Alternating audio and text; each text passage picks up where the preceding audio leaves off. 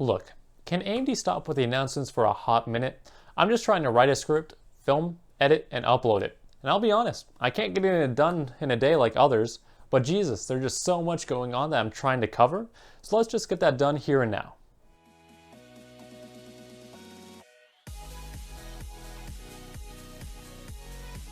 So, AMD's in a fucky-wucky again. Ooh-woo. Or two. Ooh-woo. But what seems to be an issue this time? Is it drama with drivers? Another debacle with graphics cards? Nope, none of the above actually. It's actually AMD's golden child, the Ryzen processors. More specifically, the 500 chipset associated with those processors though. Long story short, AMD dropped on literally everyone that the Ryzen 4000 series would be exclusive to the 500 series chipset and the associated motherboards.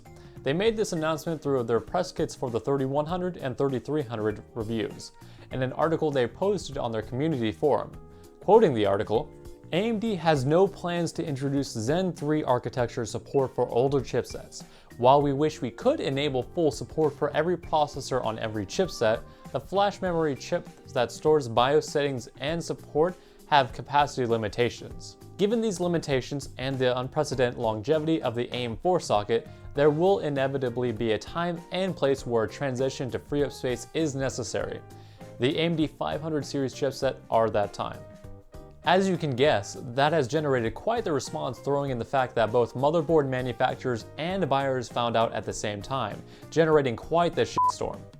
Buyers of the B450 boards with the intention of upgrading to the 4000 series are the most cheated, especially those who bought boards that promise compatibility with Zen 3. MSI? What, did you think I was gonna try to hide that? Yeah, AMD did not even bother to give their own board partners a heads up to help them avoid any false advertising allegations. So how did this become a problem? As you can guess, this is obviously a communication issue stemming from AMD. What didn't help is that AMD was insinuating for a while that if you own an AM4 socket, you would not have to worry about chipset compatibility. This assurance led to the issue we have today. It seems that they have been too busy talking trash about their competitors instead of releasing important information like the stuff we're talking about today. And it doesn't really help that people are calling bullshit on their excuse of BIOS sizes. And I'll be honest, I don't know much about BIOS code and how the size works with them, so I'll refrain from commenting on this issue.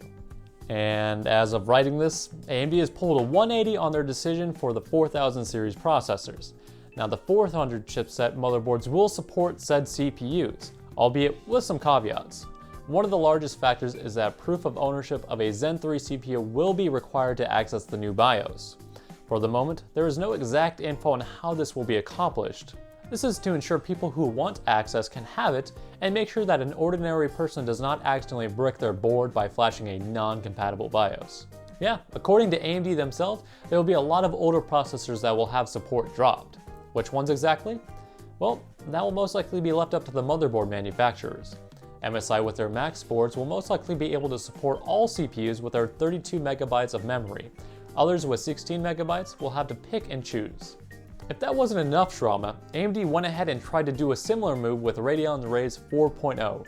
For years, AMD has been boasting about how they are keeping everything open source, even going as far as bragging about it on Reddit. So it came as a shocker when they pulled yet another 180 when it was announced that Radeon Raze 4.0 was going to be closed sourced. Good job, AMD. Not too long after though, there was yet another U-turn.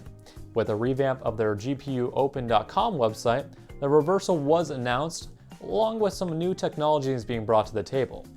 The biggest new technologies were contrast adaptive sharpening, stochastic screen space reflections, combined adaptive compute ambient occlusions, luminance preserving mapper, and single pass-down sampler. For a deeper dive into everything, that can be done in another video. Let me know down in the comments if you'd like to see that later. Switching back to the topic at hand, I want to give a huge props to AMD for admitting their mistakes. It takes a lot of guts to say when you're wrong, and even more to do it twice in such a short time frame. A solid pat on the back is also deserved to AMD buyers and board partners for causing enough of a storm to force AMD to steer their ship into the right direction. It's not an easy task to force a company to do so, and you made it happen. Twice. Well, that'll do it for this time. Make sure to like the video, subscribe for more tech content, and hit that notification bell. Don't forget to follow us on Twitter at tech_for_thought. And if video games are more of your thing, make sure to check out our affiliate, cultureofgaming.com, for all your latest gaming news, reviews, and opinion pieces. Thank you for watching, and I'll see you next time.